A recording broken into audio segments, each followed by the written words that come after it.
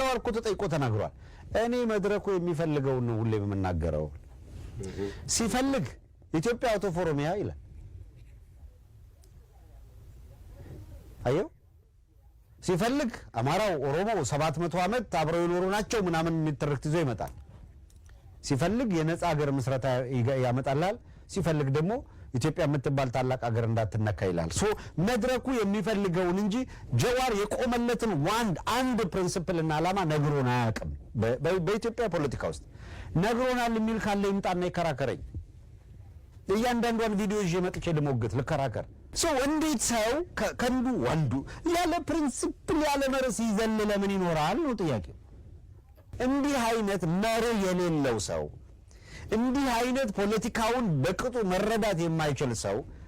አንድን ህዝብ ደጋፊውና ምናምኑ ነኝ ብሎ ወይም የዛ ህዝብ ታጋይ ነኝ ብሎ የፊት ለፊት ገጽ ላይ መምጣት የለበትም በቃ ይሄንን ነው ያልናል